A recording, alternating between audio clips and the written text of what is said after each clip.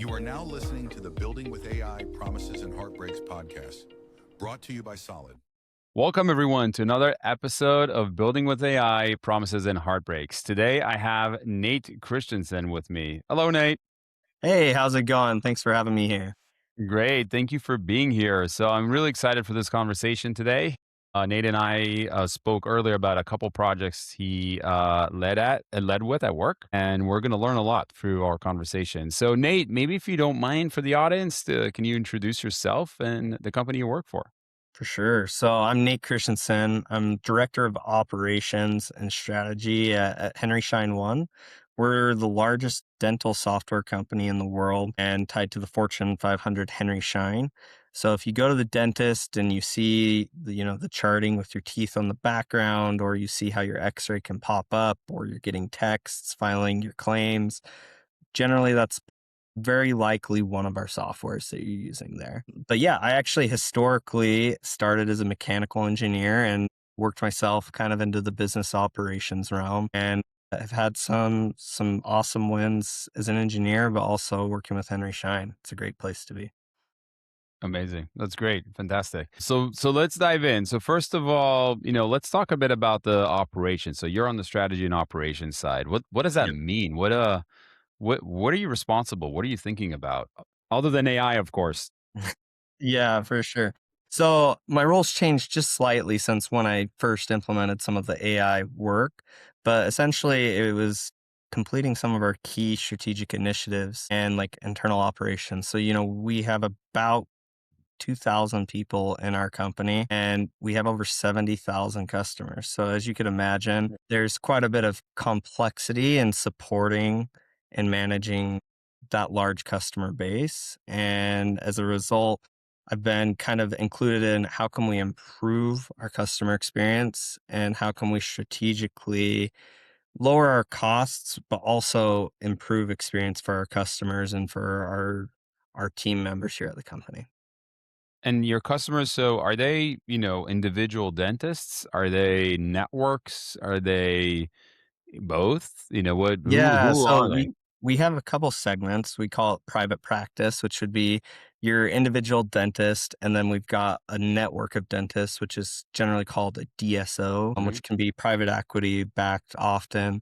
It could be anywhere from like 40 to 3,000 dental offices. And so we support both of those segments and they have different needs, to be frank. And so there's Sure. quite a bit that we have to support across both of them. I'm sure. And so when we talked about the two projects, one of them was around customer support. So first of all, the customer is not, me going to the dentist, right? The customer is the dentist or those DSOs. So those are the ones calling into Henry Schein One. What were you trying to solve for? What drove you to start looking at this? Yeah, so initially, and this was actually in 2024, Change Healthcare, they had an outage that caused kind of a disaster for a lot of healthcare companies. And for our support lines at our business, our wait and hold time shot up drastically. And we had customers calling in trying to reach us to deal with the outage that was caused by another company. And it was at that moment our CEO was like, we have to be able to support our customers better. We can't have them holding on the phone for long periods of time. And the hard thing is it's very hard to scale with a traditional BPO type of model, your support business. You can't overnight train 100 people on Mhm. dental software and the thousands of different features that we have in our products. And so we had that as well as we had a lot of, I'd say, churn that was coming from some of our internal sale or support representatives. And so we were looking at how can we provide our customers with support 24/7, not just during open hours, but also that's a scalable system so that, our customers can call us and immediately get the help that they need. And we found that about half of the calls that we were getting were how-to type of questions, like, how do I do this in your product? How do I do this here? And so that's when we started to explore what are some of the other options and ways that we can make it more efficient, that we can answer our customers' questions faster, that don't necessarily require us to always scale up a new team and keep up with managing so many people.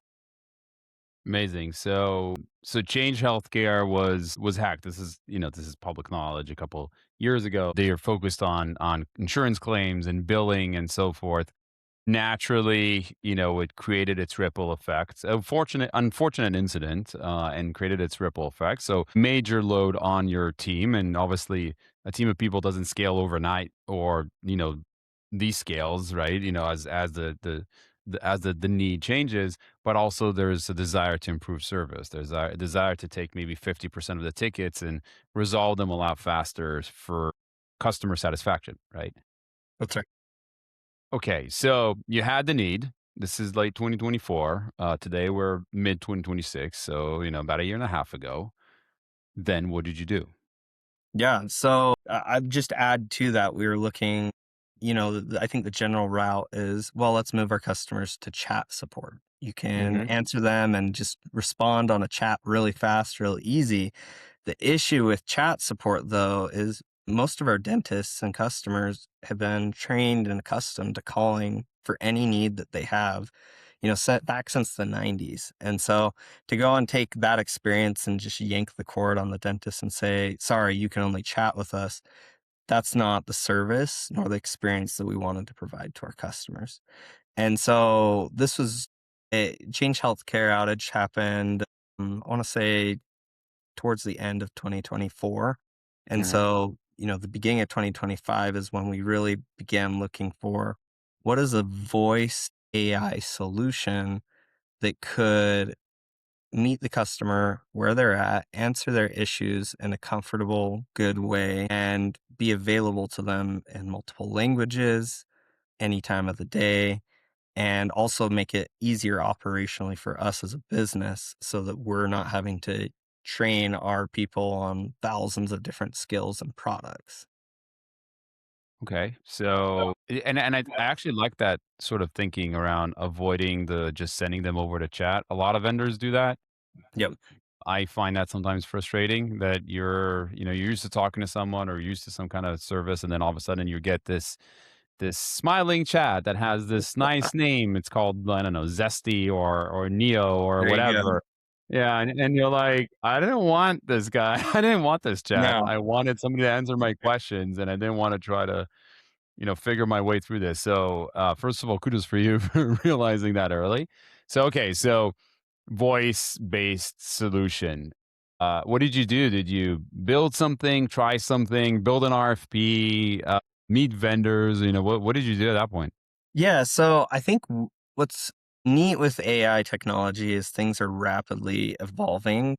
Yeah. And it's like every week there's a new competitor, a new player in the space. But it seems like back in the day, but literally a year ago, there wasn't that robust of options. So we did actually implement a chat. We had Agent Force through Salesforce for their chat for AI.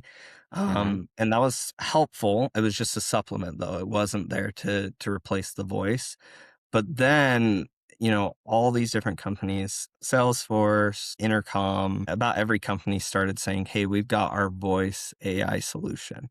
And at that time, as large as some of these companies were, it was honestly slightly embarrassing how rudimentary their products were. And so we had to go vet all the vendors and not just take them by like face value as, hey, your product is great. We had to really go and test it with our support representatives, test it with some customers until we landed on one that we felt very comfortable with and that wasn't giving that Siri robotic type of experience with the customer where, you yell at it 5 times to play the playlist that you want it to play on Yeah. Spotify. So, Or you yell human at it 10 times, yeah, like, or you yell human human. Exactly. Exactly. representative. Yep. So, I'd Um, say, the biggest thing was determining who's a faker and who's real and who actually has the technology that they're claiming to have. Now, today it's, I'd say, easier. There's a new Wow. one that's coming up every day, and with the models getting Mhm. better. I know 11 Labs has a lot of really neat voices and things that you can use and play with. But I'd say the biggest thing was first we had to select the vendor that we were going to work with here. And then second, we're fortunate enough that we have over 15 knowledge base articles for all of our products and how to train it, how to use it. So we tied it into our knowledge base and we were able to give it all the information that it needed to properly support our customers. That's amazing. Yeah, as we're talking, I'm looking through your guys' website. So first of all, I love the fact that when you click on support, it shows you resources, but immediately below it, it just gives you a phone number, Yep. which, surprising, but not that common. A lot of times you look around, you fumble around, you end up in a chat, and then you convince the chat to let you talk to a human, or to anyone actually. And then here it's, I can dial, and of course the AI might be the first one to answer, but I'm also seeing all this content. So you basically said, okay, we have all this content, we can train AI on it, and it can have the conversation that these reps would have had anyway. What was the rubric like? What were sort of the main criteria, other than it's actually a real solution and not sort of a fake it situation? But what was your rubric Yeah, I'd evaluating say, systems? a couple of the big things is we were really looking at, we believe in that human touch and having a good experience that feels human and relatable. And Mm-hmm. so the last thing we wanted to do was give the customers a robot that is just frustrating that they want to push through. And so we actually took some of these different voice agents, we yelled at it, we swore at it, we ran it through the Really ringer, and we tested and even trained it on some like emotional intelligence. And what's actually really neat is like you could yell at amazing. me and scream at me the way that we yelled at it, and it would probably damage or hurt me a little bit, right? Yeah. But it handled it so gracefully. And so that's when we knew, hey, this is the right tool because it's recognizing the customer's emotion and it's responding in a way that is going to de-escalate the scenario and help drive the customer to the outcome that we needed to get them to. And so that was actually our number one criteria, was that customer experience. The second Ooh. thing was, you know, I would say most AI models are a reflection of actually what's it's trained on and what's in the Mhm, knowledge base. And so mhm. how easy was it to train and to make adjustments so that we could quickly pivot and adjust, if we have a bug or another error, let's test just making that change and making sure that it's not hallucinating and it's quickly grabbing the newest and best information, which is really important to us because we're releasing new features on a daily basis and we need it to stay up to speed with the most current things that are happening. Amazing. It was probably fun, by the way, trying to trip the AI, Oh, it was a right? blast. Yeah. Yeah. Yeah. It was You're a just like, blast. "I'm gonna go at it and see if I can get this Yeah. thing to curse me, to yell at me, to hang up the phone." Yeah, and then Mm, I mean, there's a whole, and I'd say the hardest part of this actually wasn't even training the AI, and we can talk about that in a bit, but it's the financial modeling, the building a true ROI behind this, presenting and getting executive alignment, mhm, and getting the whole business to really sign off and align around a tool like this. mhm. But I will say, like, we did a lot of A/B testing. I mean, in what world could you take, which we still have incredible agents and call center agents at our company that handle more technical scenarios, but there's really not a world that I could say, "Hey, I need you guys to learn all of this instantly, and we're gonna change our entire approach to how we support overnight," that they would be able to do that. But with this, like, you would literally change it, see the results using like a BI type of platform, evaluate the results. Sometimes it was worse. We'd change the intro message and make it say, "Hey, I have everything about the Ascend product and know it all on my fingertips." And that didn't respond very well. So then the next day we would change it a little bit. But like we could get feedback on, hundreds of calls in a matter of days to help make very quick decisions to drive improvement. It's amazing. Okay, so first of all, you had the rubric, you put it through the ringer. You said, okay, here are the solutions that make sense, and they will deliver the service that we want to, and we can manage them, we can feed them, we can do what is needed. Yep. Let's talk about the finances. So, how did you think about the financial model of this?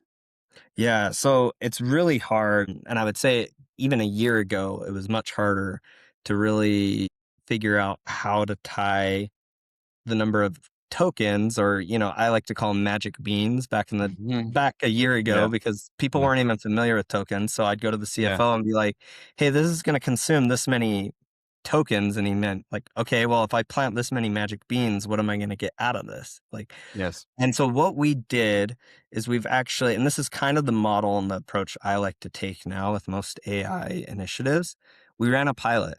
So we said, okay, all I need, CFO, is 40K investment to give this a shot. Let's get a test scenario up. Let's test it with 100 customers, 100 calls a day.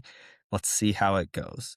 And so we ran a pilot for a couple of months, and just it made it so we were faster to move on procurement and everything else. And based on that pilot, we were able to grab the actual data. This is how many tokens we consume to how many calls that we deflect.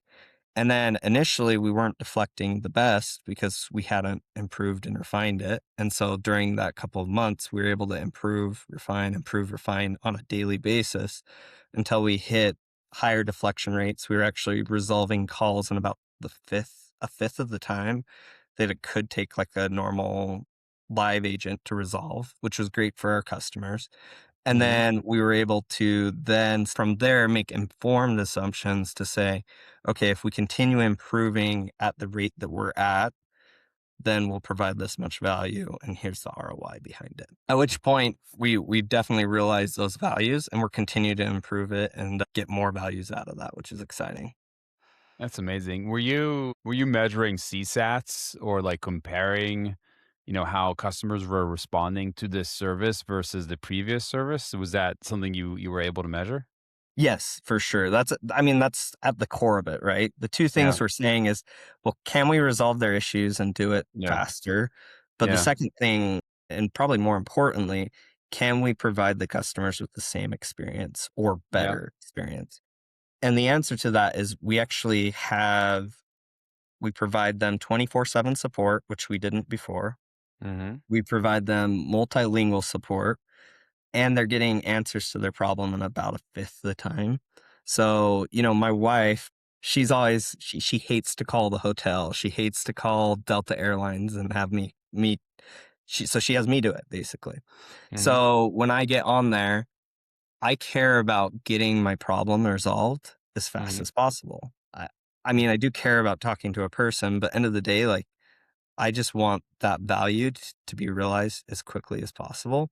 And so as we started, we had a lot of customers immediately go, I need to talk to a representative, because we had a trust issue with Siri and these other agents that they've talked to in phone trees.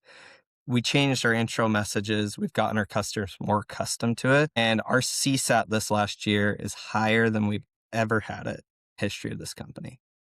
It's amazing. So we are providing our customers with a better support experience than they've ever had before, because they're getting their problems resolved faster.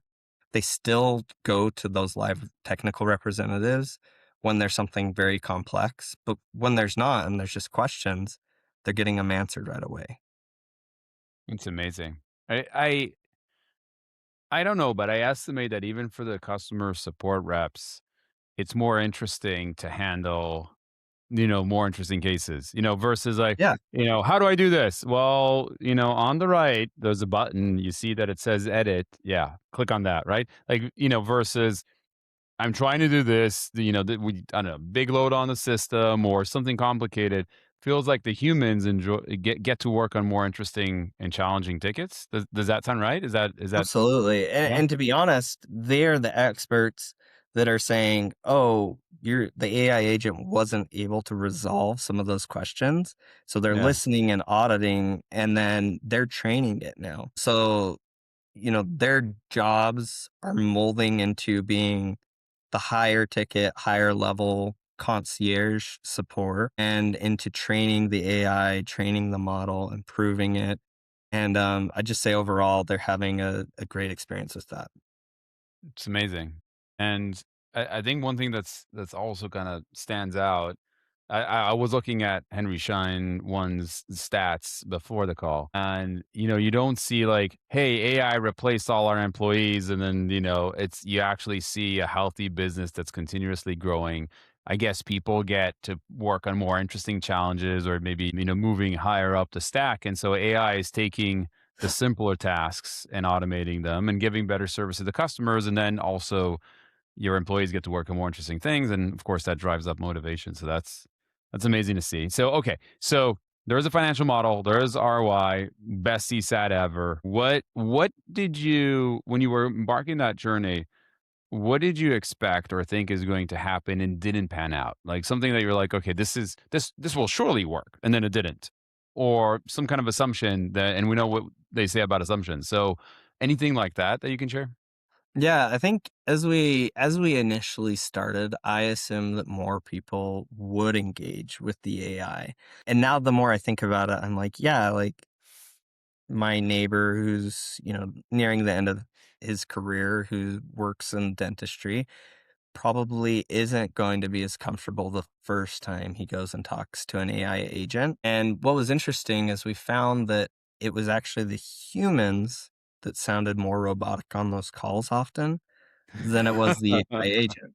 So you would say, "Hi, I'm Claire. How can I help you solve your issue? Tell me in a complete sentence, and like, let's get it squared away for you." And you'd have the human say, or the doctor, whoever it is, say, "Forms. Tell me more about forms. What's going on with forms? Need help with forms. It's broken. Okay, well, tell me more about your issue." And so, as powerful as the technology is, this is actually more of a psychology concern that we've Yeah. been having to address with our customers. And so it's been a combination of marketing and explaining to our customers, them having a few more interactions, and then also just training the AI to like prod them a little bit Hmm. before, so one thing that, for example, we're looking towards doing, we don't have this yet today, but it would say the hold time, if they want to escalate to a live representative, hey, Yeah. the hold time is 3 minutes. We'll put you in the queue right now for that hold for those 3 minutes. But let's just chat for these next 3 minutes, and then I'll send all that information over to the live rep. And so that's like a great kind of approach, because now the customer says, okay, I know I'm getting to a live rep, but I'm on hold. And whatever I share here will be transferred over to that live rep. And as we've done more of those like live transfer of information into the rep, the customers are gaining more trust that, hey, like this isn't a stupid agent phone tree that I've talked to before. Like this is something different. And I was actually visiting an office down in Chicago a couple months ago, and they were like, "Oh, were you involved in implementing that AI tool?" And I was like, "Yeah, I was." And they're like, "That's amazing. Like it's so cool. Like we want it for our practice to answer like our customer questions and concerns." So, yeah. That's amazing. That's amazing. I've been so many times in the like phone trees, and for those listeners who don't know, it's like when you press this, press 5, press 7, put your whatever number, and so many times you go through that tree, and at the end of it shows up a rep who knows zero about what you're trying to do, Yep. uh, and has not validated you, doesn't know your name, nothing. Like, okay, what is your phone number? I'm calling from my phone. I filled out all this stuff. So having the AI collect it and share with the rep is amazing. Yeah. Surely reduces frustration. Okay. Anything else that, you may have expected something and it ended up panning out differently on this project before you move to the other one? Yeah, I think the biggest battle was not necessarily training the AI, and we had to build the business case, but it's also there's a lot of fear around job security, around Hmm. the future of my role if I have tools like this. And, at first, I think that was not necessarily internal to our company because we have great people, but there was a resistance to like, this won't work. This seems risky. Hmm. This seems scary. What about runaway costs? And so I would just say, like, having to have that pilot and really prove the financials behind it, and then also just ensuring people with their roles and how it evolves doesn't necessarily go away, it evolves, then got them on the side, right? We have an incredible support group here at the company, and they've done an incredible job and are really some of the key people implementing these tools today. But you definitely have to make sure that you align people and don't drive the fear and how to handle and manage that. So, Yeah, yeah, for sure there are. I'm sure there are people out there that are concerned about AI, but then, and again, throughout a lot of my episodes here, what I discover is that AI actually ends up creating more work, more jobs just elsewhere or higher level, but it definitely ends up being to the benefit even of the people doing the job previously. absolutely. Okay, so let's switch over to a second project. So that was on inbound, people calling in, having issues with the product or figuring out how to use a feature, calling in, much better service, they're happier. Now Mhm. let's look at the other side. So the other side is the AI SDR, which basically means reaching out to potential customers. SDR, sales development rep, we have those two at Solid. They reach out to potential customers, and there's a lot of AI SDRs out there today that are doing it over the phone, email, LinkedIn, whatever, that are able to identify a potential person to sell to, and then they have a story or they craft a story for the person and then either call them or email or whatever it may be. Yep. So in your specific case, I guess first of all, what was the impetus? Was it just, straight trying to sell more product and get to more customers, or was there something else behind there? Yeah, so I think there's honestly we did this initiative with support and it's opened a whole new world to us, right? Of opportunities beyond even just SDR. We've got customer success working on it, got training and onboarding, and there's really a lot of different ways that we can support our customers or sell to them through this kind of tech. So the thought process really came down to, if we're taking over 1 million calls annually supporting our customers, imagine if you could train your BPO or your support team to turn even a small percentage of all of those support calls into a sales opportunity. It'd be massive, right? And we aren't quite at that point that we want to keep our support calls in the support world, obviously, but there's a world where, hey, if a customer asks a question about, hey, you have this product, I'm a little bit interested in the support call, that it can create that opportunity and engage some of that conversation. So then what we've done is we have a fairly large actually inbound SDR team. So they're taking the inbound calls today of customers interested in purchasing our product. And a lot of their work is to go answer the questions for the customer about their, product that they're looking into, and then to qualify the lead, set them up with an account executive, and that's it. However, what's hard is we have over 60 products here at our company, and these people can't necessarily be experts at knowing everything. And so what we're working on right now is we've implemented and trained it on all of our products, but also in our sales motion to understand the customer need, to collect and qualify the lead, to schedule with the account executive. And then now what we're doing is we're be turning that inbound SDR team into an outbound team that's doing the outbound calls. So we haven't quite begun cold calling with an AI to our customers, but Hmm. we'll take those inbound calls as well as the support calls that turn into sales opportunities and qualify the leads there. It's amazing. Again, another opportunity where you're taking someone who's doing some work and then you are upgrading their work That's right. and removing because We're essentially doubling our outbound SDR team by doing that, yeah, right? And that's significantly could increase our revenue. yeah. So we're early on, so we don't yet have a measurement of impact of that, right? Of like Yep. how that worked. Amazing. In Okay, the so process right now.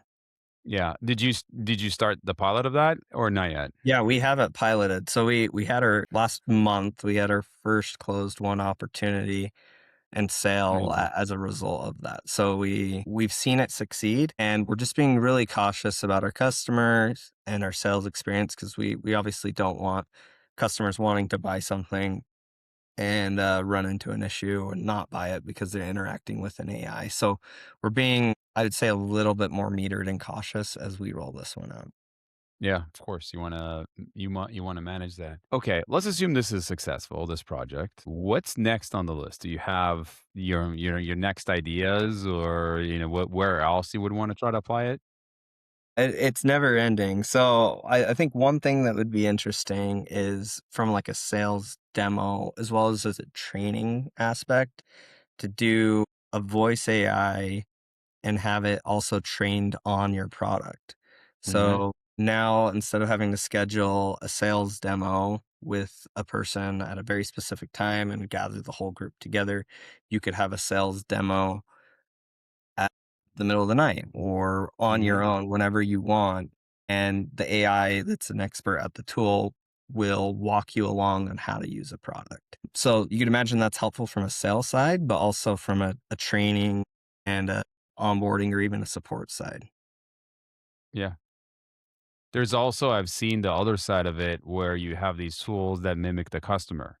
And so it trains your people and, as a customer, like, okay, I'm a dentist or I'm part of a network and I'm evaluating solutions and the AI acts as the potential customer and asks your reps the questions and sees how they respond and then scores it after. So they're like the two sides of that interaction that could be AI-fied. Yeah. Yeah, for sure. That'd be awesome. Okay. Now it's 2026. You embarked on the journey about 2 years ago.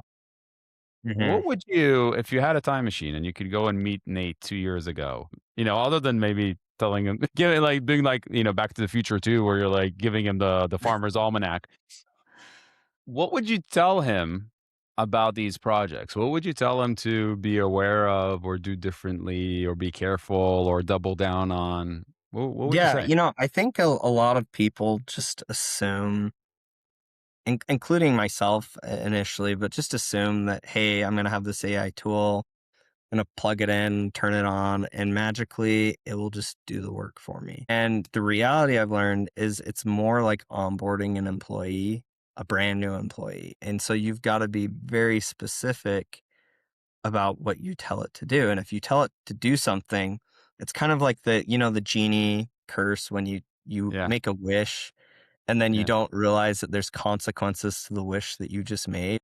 Yep. Sometimes we blame it as a hallucination when in reality we just weren't clear on our training. And I would say a new employee, when you're hiring them, they have to make a lot of assumptions and kind of learn their role by talking to different people.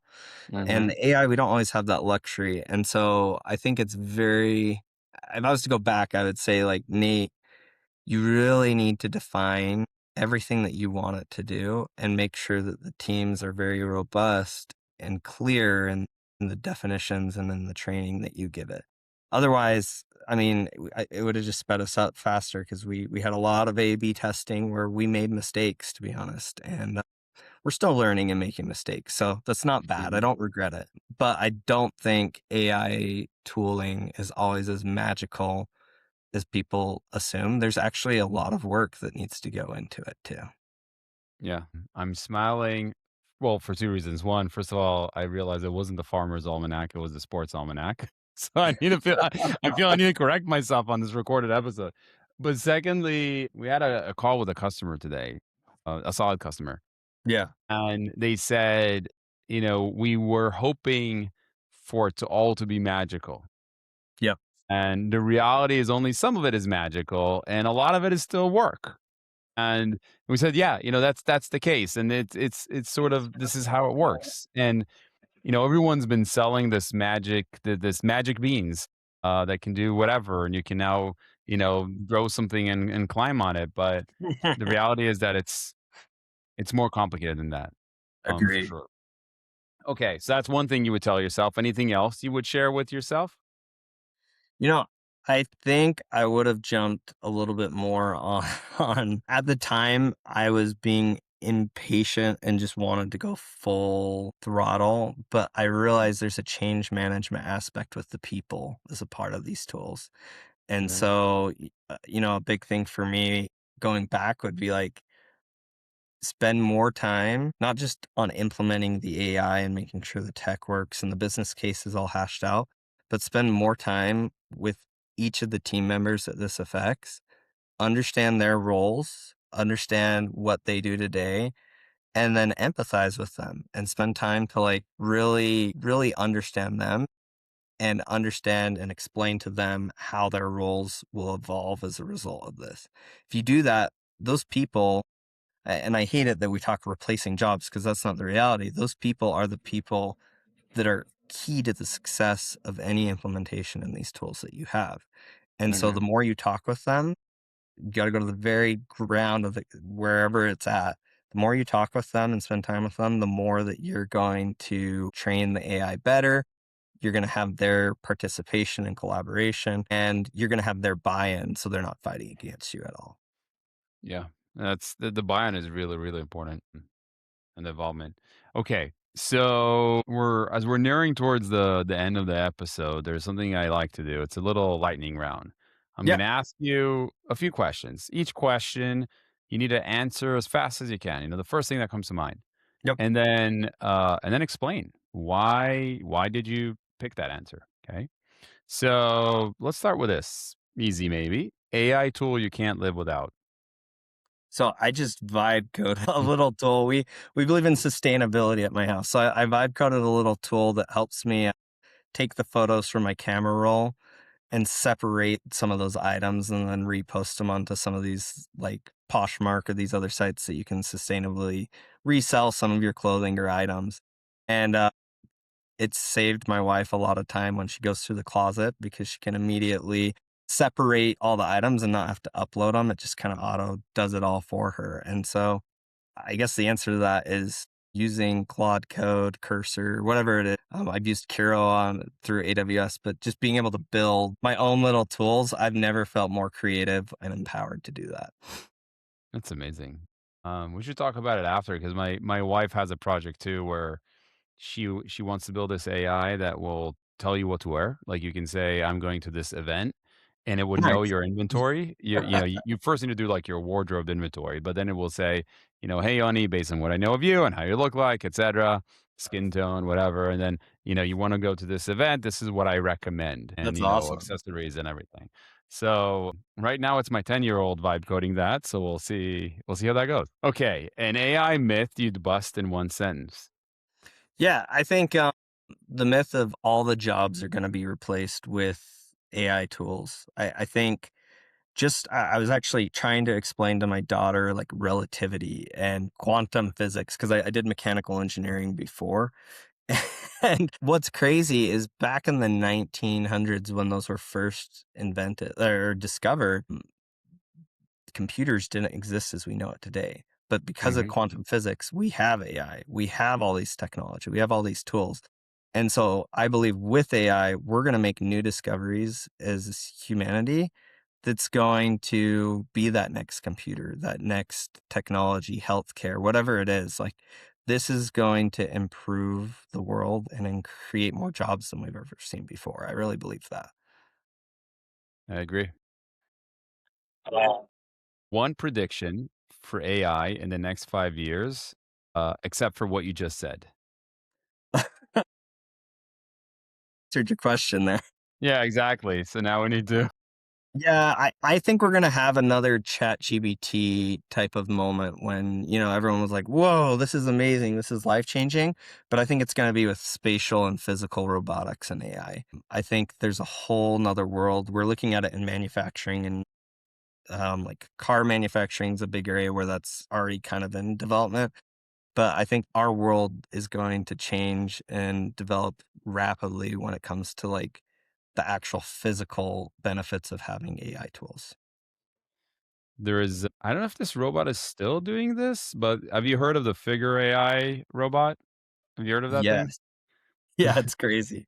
Yeah, it's just flipping packages all day. I don't know if it's like it was And supposed to start, I think, for a few hours, and then they're like, "Oh, this works," and the robot's not quitting, so let's keep doing it. And I think I was watching it 3 or 4 days later, and the robot was still flipping packages, and it just it was a cool thing to watch. Yes, it's very early. Yes, it's just. there's so much more to go, but I think I agree with you. The potential there is huge. And a few years from now, maybe robots, instead of flipping packages, they'll do other things for us. Yep. And that would be amazing. Okay. So we're at the end of our episode. This was really enjoyable and was also great to hear the success. And I'm very happy that you guys were able to take an AI pilot, get into production, see the value from it, see the impact on the metrics. Also, employees are enjoying that a lot better. Seems like a great win. Employees and customers and everyone, great win all around. So, Nate, I really appreciate you getting on the podcast today. And then anyone who's listening to this podcast or viewing it on YouTube, please remember to like, subscribe, 5-star review, whatever it is on the platform you're listening, and then join us again in our next episode. Thank you very much. Thanks, Nate. Thank you. Have a good day. Appreciate it. Thanks. Bye bye. I wanted to call the Henry Schein One support line and see how the experience was. So let's give it a try. Thank you for calling Henry Schein One support. Your call may be monitored or recorded for quality or training purposes. Please listen closely as the menu options have changed. Press 1 for Dentrix e-services or Dentrix Enterprise. Press 1 for Dentrix or e-services. Press 2. Thank you for calling Henry Schein One support. For assistance with claim processing, credit card payments, backups, patient communication, or Hello, I'm Claire with Henry Schein One. May I get your customer ID? I'll make up one.